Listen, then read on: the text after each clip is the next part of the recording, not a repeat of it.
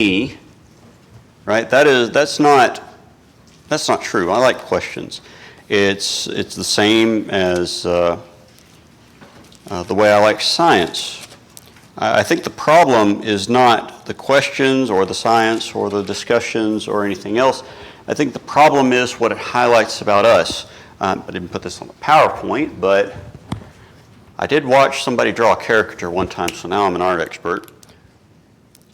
But if I have what I know, right, my knowledge, here, and we have the truth here, this is everything. Now, I don't have enough room to draw that gap, right? It's almost like a cliff. How do we bridge that gap? Some people feel that they can bridge it with science. Some people feel they can bridge it with questions. Some people are afraid of those things because all that does is fill that gap with doubt.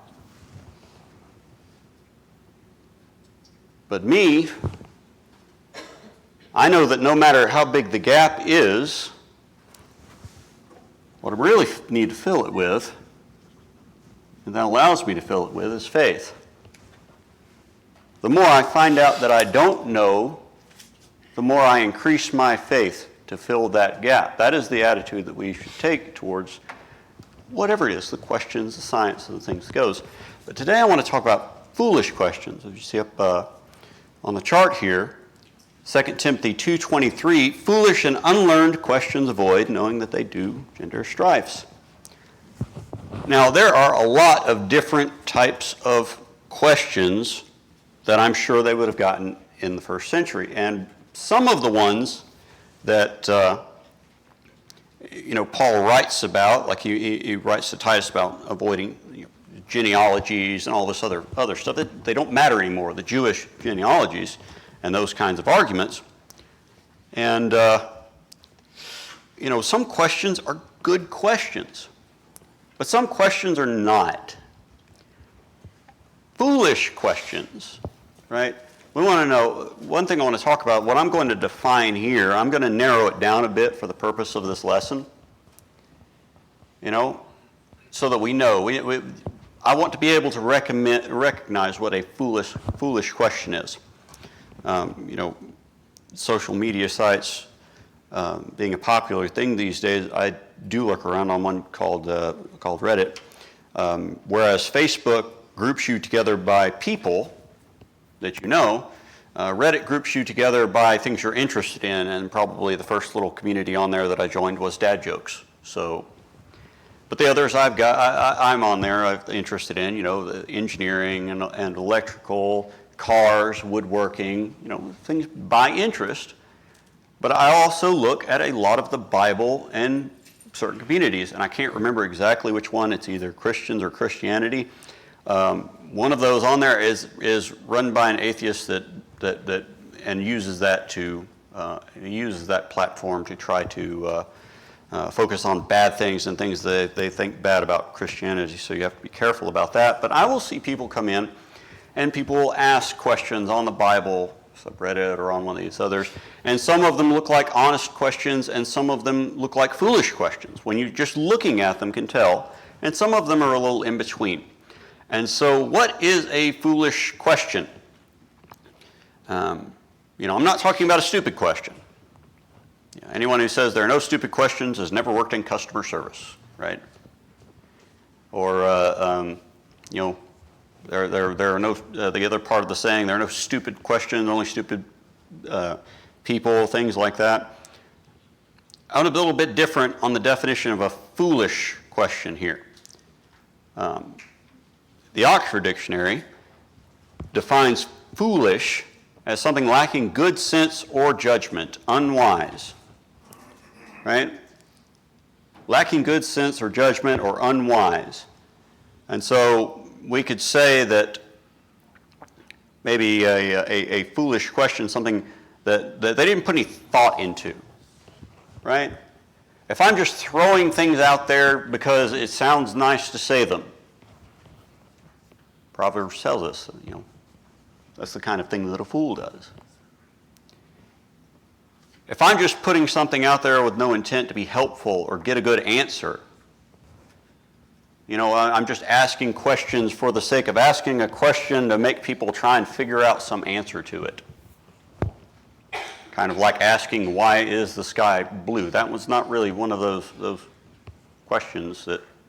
Now, if you're honestly wanting to learn about the science behind it, but, in general, people ask big, vague questions like that, they're not expecting anybody to give them a good answer, right? Or maybe there are some people, there's obvious answers, but they ignore them for malicious intent. This is one that I see, this is one we're going to probably spend a bit more time on at the end of the lesson. But I see it more online today. This is the weapon, the weapon of choice for people these days when they try to argue with you or discuss certain points. We exist in a gotcha kind of world where people feel like they can ask a question that makes you look dumb. They gotcha, right? And those are foolish questions. Those are. And one thing I think about when I think about foolish, make it a little bit bigger here, but I think about something that my dad said a lot to me when I was younger. You should have known better. If I can look back at something and say, look at that and say, I should have known better, that was foolish. Right? And so we add in the unlearned to this, right? And so the types of questions I believe are foolish and unlearned questions are questions where the person asking, they haven't tried to find the answer. They're going to intentionally misunderstand either the text, the question itself, or the answer you give. And really, if they paid attention, and if they were earnestly trying to understand the subject, they would not need to ask this in the first place. An honest person does not ask foolish questions. Right? New Bible students, they might ask something because they don't know it yet. But some people ask questions and they should have known. And I know the first thing that pops to mind about the people asking foolish questions, probably the Pharisees and Sadducees. And it's like, these people studied the law, right? They studied the law. They knew it, top to bottom. And so some of the questions that they ask and some of the things they tried to force on Jesus would be like somebody coming to you and, hey, is 400 bigger than 30? Right? 2 times. More often, I'm just going to use 2 examples here, but more often the Pharisees wanted to try and trap Jesus in something. These are malicious as much as they are anything. Mark 11 here.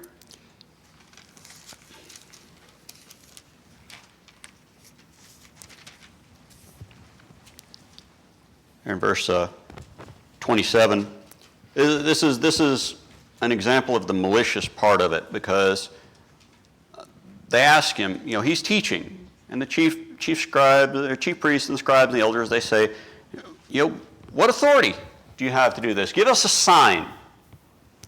Give us a sign. We're going to come back to this phrase here in just a minute. But give us a sign. Or something, tell us what authority you have to do these things. And Jesus sees that they're just trying to trap him.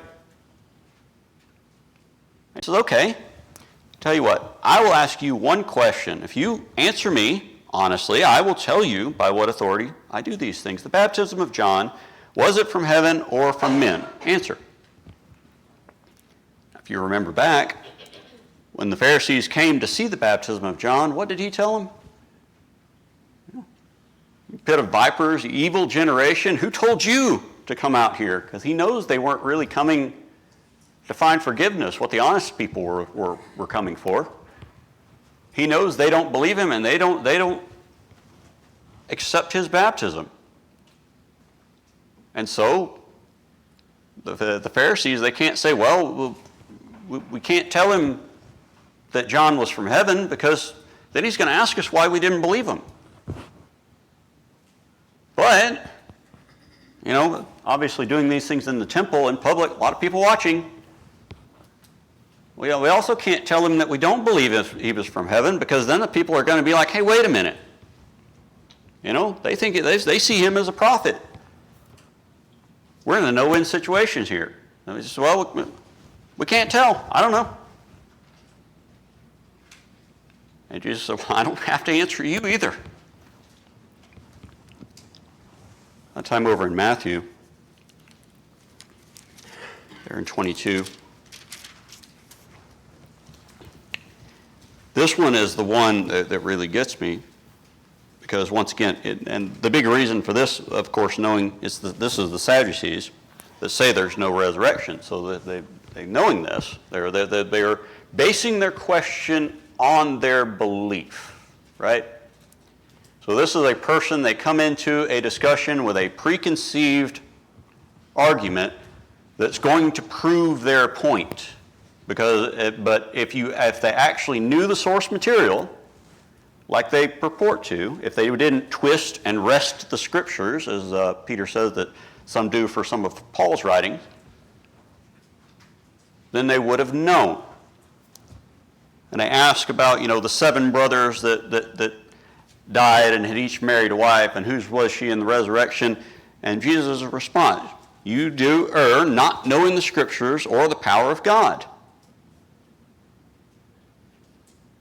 For in the resurrection they don't marry, nor are given in marriage, but are as the angels of God in heaven. But touching the resurrection of the dead, so getting to the base point of what they were asking, right? Touching the resurrection of the dead, have you not read that which was spoken unto you by God, saying, I am the God of Abraham, and the God of Isaac, and the God of Jacob? If you remember, this was when he told Moses this. This is repeated, Moses and the prophets. He told Moses this. This has been 400 years after Abraham. But he said, I am, not I was the God of Abraham and I am your God. No, I am. God is not the God of the dead, but of the living. And in verse 34, I just like this little after, when the Pharisees had heard that he put the Sadducees to silence. And it follows up with more trying to tempt him, and of course the result in verse 46. No man was able to answer him, and they did not dare from that day forward to ask him any more questions. Because all they had were foolish questions that they were loading up to try to goad him into something and to prove their own points. That's the way people argue, isn't it? Instead of basing it honestly on the material you're asking questions about, most times the Bible these days. What about sign? Give me a sign, right? This is a lesson in the same question, the same topic being discussed or asked, different results. Abraham asked in Genesis 15, how will I know I possess the land? How will I know this? Did God berate him? Did God tell him that he was foolish to ask this question? No. Because it wasn't a question of doubt. It was a question of, give me a sign to have faith in, to increase my faith.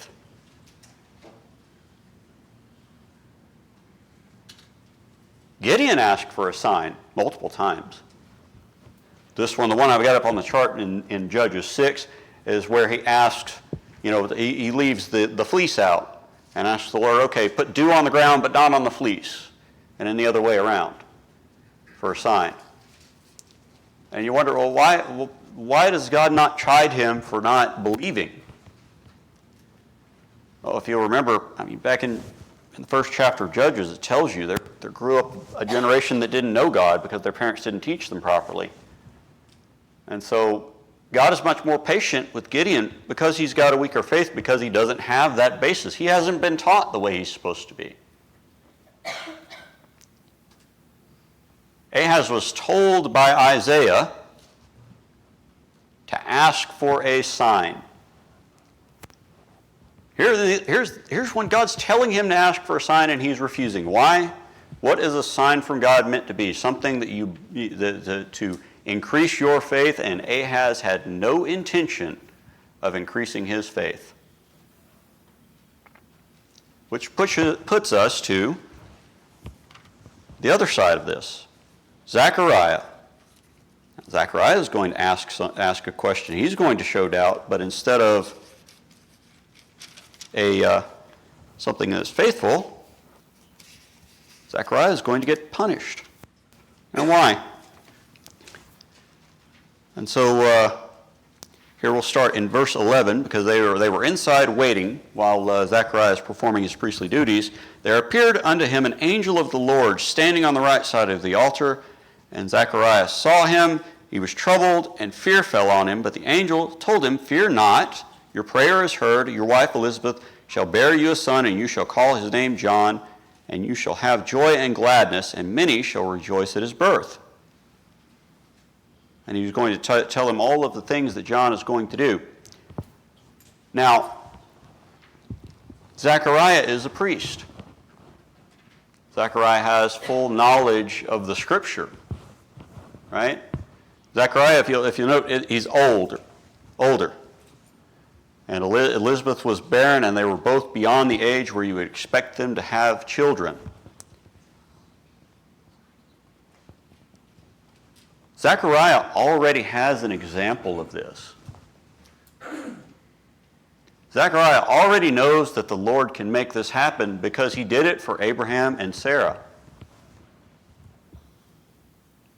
And yet he said, well, how do I know the Lord's going to do this? He should already know. He should have thought and known the answer to that question. And the angel said, I'm Gabriel, that stands in the presence of God, and I speak. And to show you these things, behold, you will be dumb and not able to speak until the day that these things are performed, because you did not believe my words.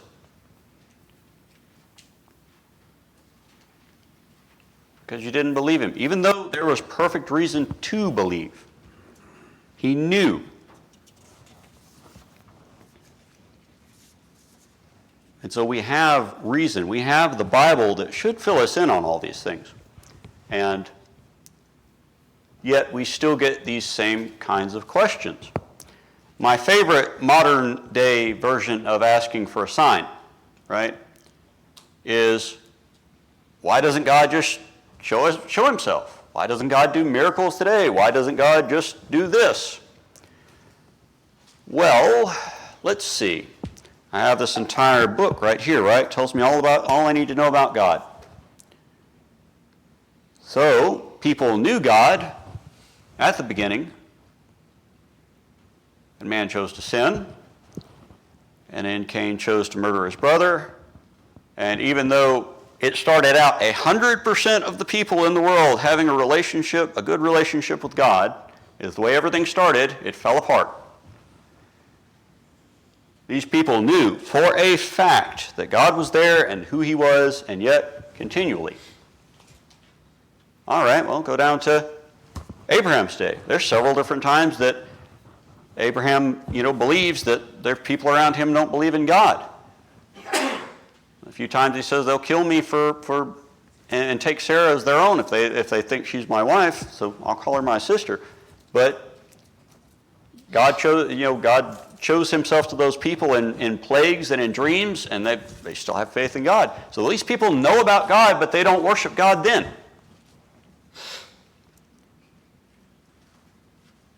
In Egypt, God performs all of these miracles for the plagues to bring his people out with a strong hand. The Egyptians don't convert. And the first time Moses is away from them for a few days, what do? They make a golden calf. The conquest of the land. The people, they're supposed to go in first. They send the spies in, comes back out. And even though none of those people had to lift a hand in battle to get freed from Egypt, and they knew that God could destroy all of Pharaoh's army to get them out of Egypt with no problem whatsoever. Now they're afraid of taking on people of Canaan. Those people died 40 years later. During the conquest, there were times where people, they did not believe in God enough to go and fulfill it, and so they left people in the land to be a thorn in their side. The whole time of the Judges, what do we have? We have people falling away, not believing God, even though He's there and performs miracles and raises up judges that can do miraculous things. The same thing throughout United Kingdom, divided kingdom. God is constantly, in the Old Testament, proving that He is there, and people aren't believing.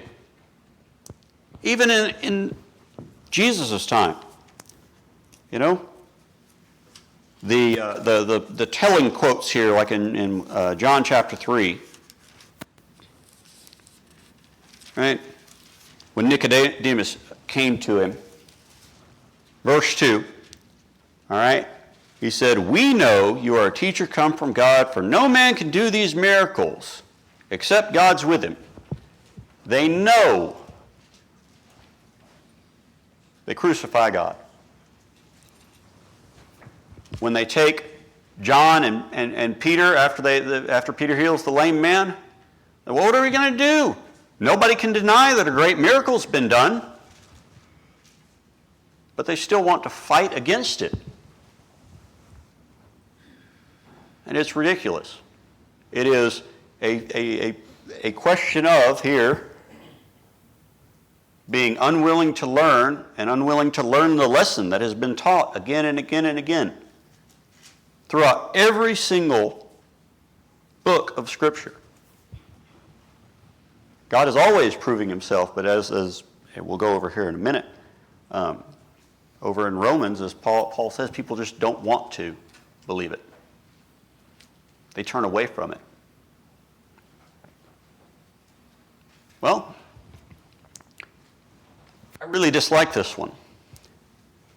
I dislike this next one on every level, just because you have to have a complete lack of logic and knowledge of the text. Well, all of these that I give as an example here are going to be this. How about the was Paul a homosexual? Right?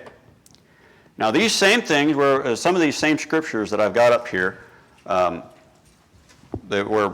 Paul talks about these things, is also the same scriptures that they want to use to justify it. Turn over to Romans 7. Let's talk about this for a second.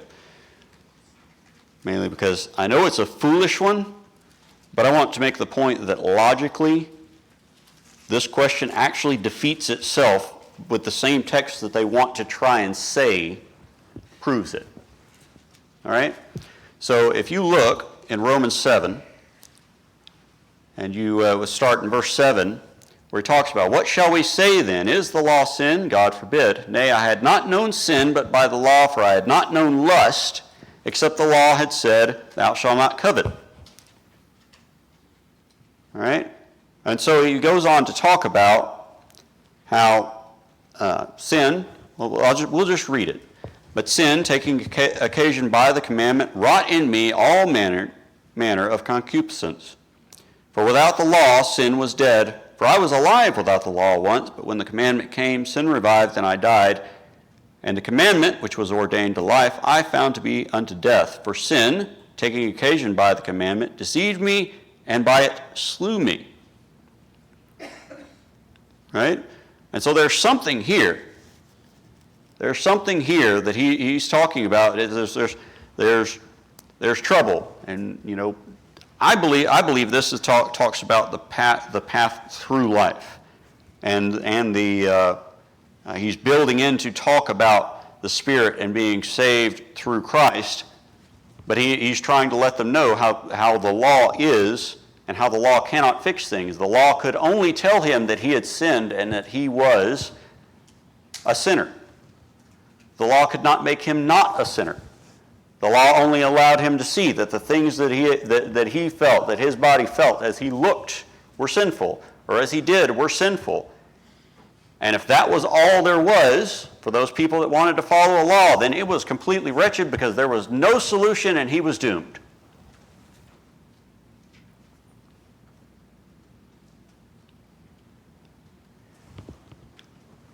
For we know the law is spiritual, but I am carnal, sold under sin. Verse 14. For that which I do, I allow not. For what I would do, that I don't do. But that I hate, that I do. People are talking about that this is he is having a trouble with fleshly lust that he knows is wrong. And then they add to that, well, he never married. And so they want to say this thing, but okay, let's take aside this. Turn to first off Romans 1, right? Verse 18, we know this. The wrath of God is revealed from heaven against all ungodliness and unrighteousness of men who hold the truth in unrighteousness, because that which may be known of God is manifest in them, for God showed it to them. The invisible things of him from the creation of the world are clearly seen, being understood by the things that are made, even as eternal power and Godhood, so that they are without excuse. Because when they knew God, they did not glorify him as God, and neither were they thankful, but they became vain in their imaginations, and their foolish heart was darkened. Professing themselves to be wise, they became fools, and they changed the glory of the uncorruptible God into an image made like corruptible man and birds and four-footed beasts and creeping things. Wherefore God gave them up to the uncleanness through the lusts of their own hearts to dishonor their own bodies with themselves. One of the things he includes in that, he talks about the men, God giving them up to vile creations, the women going against that which was natural, and the men leaving the natural use of the woman and turning their lust towards one another. And so Paul is very well aware, number one, even without looking at the old law, this here, and obvious, very well aware that there is no room for the idea that it is okay to act that way and be a Christian. But even more than that, let's turn this on their head and use logic for a minute. Let's say they're right, and that Paul felt a lust when he looked at men. Okay, well, Paul never married. And turn over to Galatians 5.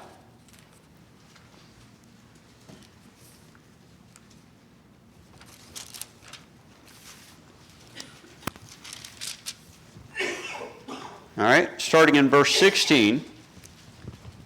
Paul says, "This I say then, walk in the Spirit, and you will not fulfill the lust of the flesh. For the flesh lusts against the Spirit, and the Spirit against the flesh. These are contrary to one another." All right? In 1 Corinthians 9:27, he says that he beats his flesh to keep it in submission. So you're telling me that here's a guy that, let's say that your idea is right? He goes to great pains to ensure that he does not act and sin in that way. That even if he did have those inclinations, he is following what the Lord said in Matthew chapter 19. When he talked about there, I believe the proper application of this is,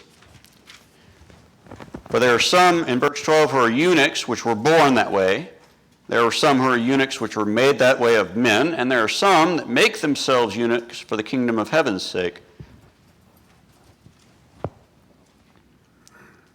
There are some that will not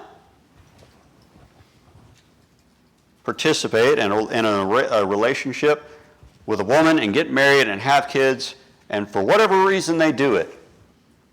There are some that don't do it for the kingdom of heaven's sake, that make themselves to where they I believe the application of eunuch here, because they're talking about not good to marry at all, to avoid lust. I believe this is the way the Lord puts it, is not the active surgical means of becoming a eunuch, but more of the I will not participate in sexual activities. And so even if, by their own life, even if you were to say, okay, well, yeah, Paul had those feelings, he shows exactly what those people should do. Anybody that has that lust. And that is crucify it and bury it and leave it behind.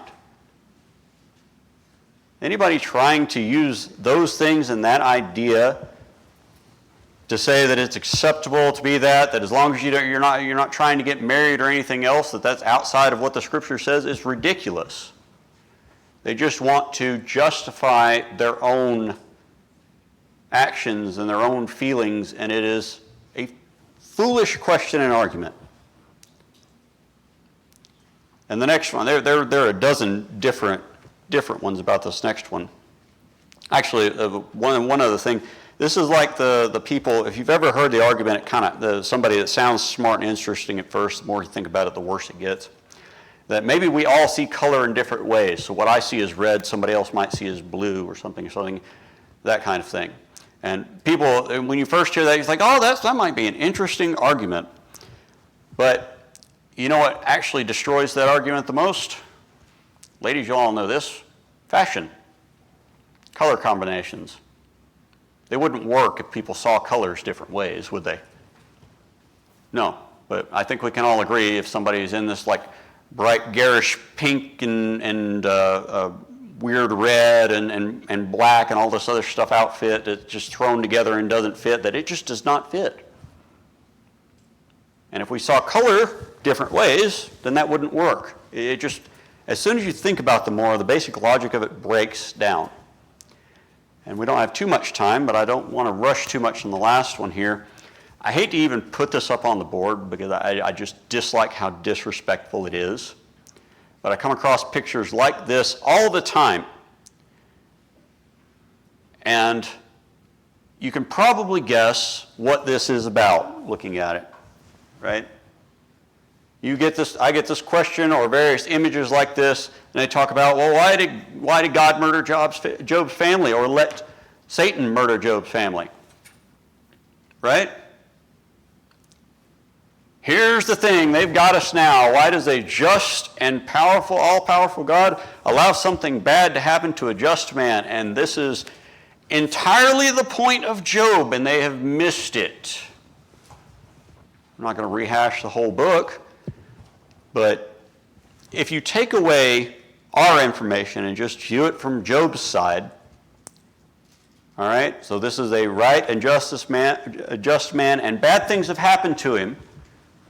And at the beginning, he has the attitude, he keeps this part of the attitude, that it happens, blessed be the name of the Lord, this is life. And Job actually, at the end of the book, he puts on sackcloth and ashes, and he apologizes, and he repents of something. He never cursed God like Satan thought he would. So what is he sad that he has done? Well, he has let the arguments of his friends convince him that God did this to him for a reason. And if you think logically about it, it would fall apart. Because this is what the people use. This is their own question is, why would a just God unjustly punish a man? Right? Job is basically at the end. He's saying, let me talk to God and I will plead my case and he will see that I did nothing wrong. But that's not why those things happened to Job. God did not punish him. As God says, you don't know how the world works and you're going to question this. You don't know what happened. People, if you took away people's behind-the-scenes knowledge in the first chapter of Job and just look at it from Job's side, you see it much clearer, really. Because it goes on the same thing that God says. It rains on the just as well as the unjust. And I will have mercy on those that I wish to have mercy on. And that's God's right. but the whole point of Job is that there is suffering in life, and we don't always have to know the reason. And there's not always a actionable, we did something wrong and are getting punished. This world is not perfect anymore. This world is not what it was when God first made it. If somebody really wants to know the answer to this question, and they ask and they say, why is there suffering in the world? That is the honest version of this question. You notice the difference in the wording there. They're accusing God of doing something evil versus just asking so they can understand. Now, if you look at Romans chapter 5, we know, and once again, anybody that spends any amount of time honestly studying would know, right? The basis on this one. Verse 12, whereas by one man, talking about Adam here in the garden, sin entered into the world, and death by sin. Why is there suffering and death? Because of sin.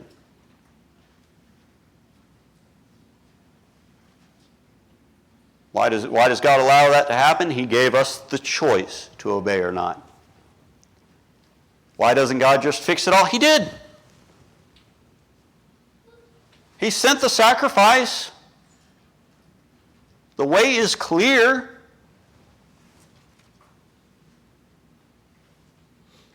Like I've said, it's one of those things that if you dig the least bit deeper into any of it, you instantly see this question is answered.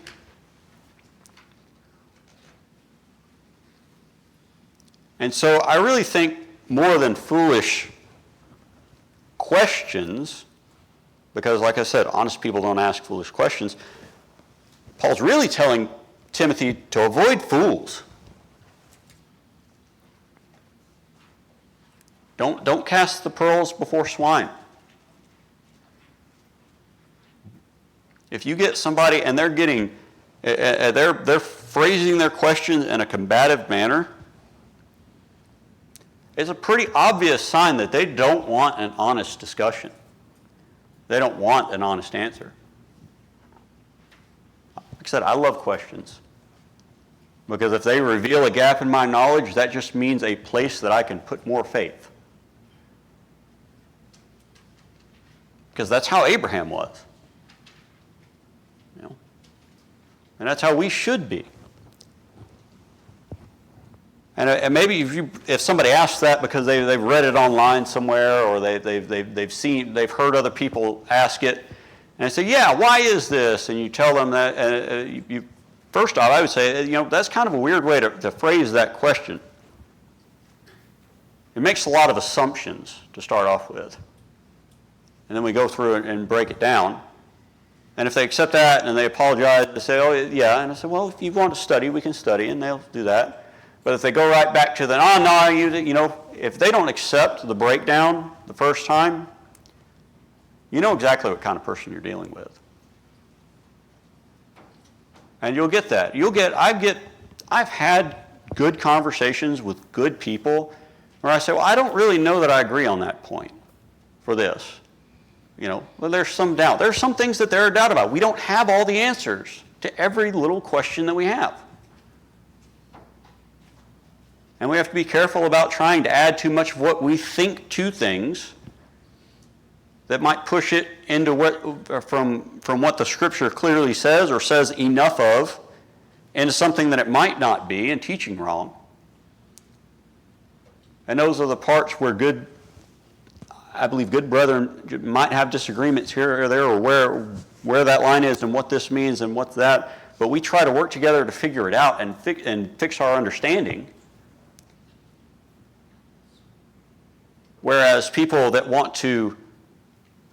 have something to prove, that don't want to have faith because they don't want to believe in the Bible, because if it's true, then they have to change.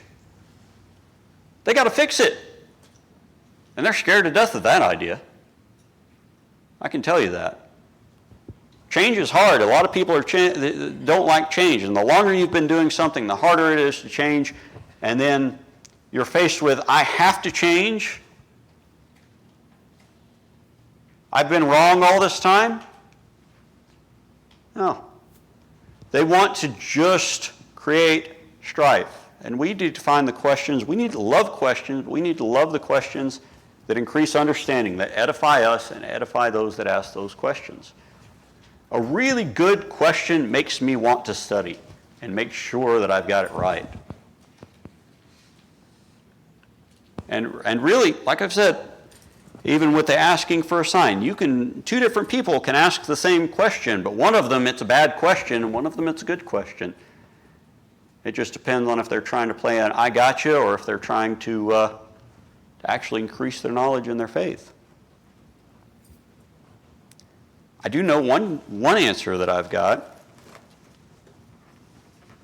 I know that time is short, and not just because I went 5 minutes past 12. Time is short because life is a vapor.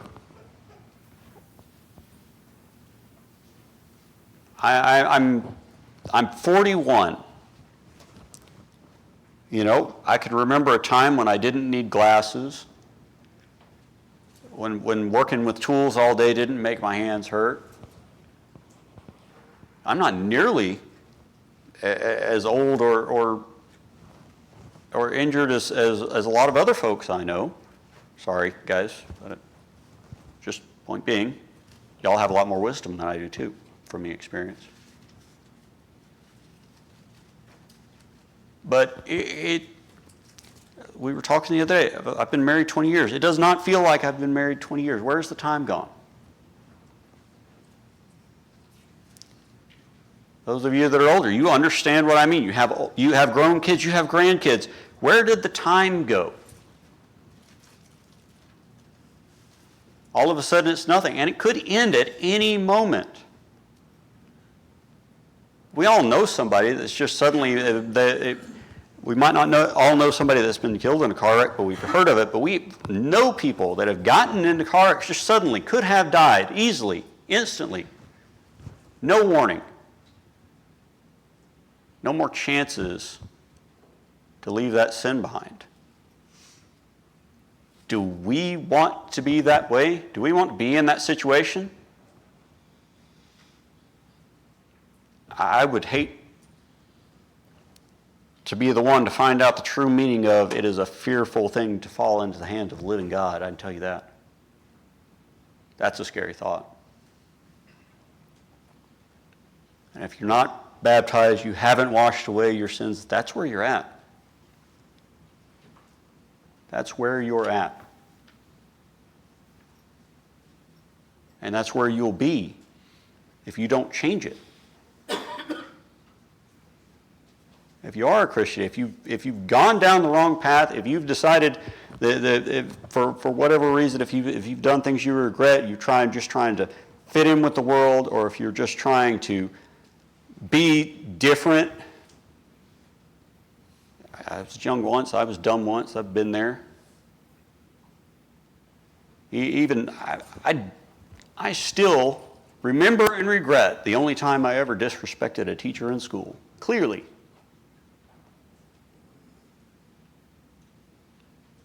If you don't instantly regret it when you do it, you'll regret it 20 years later.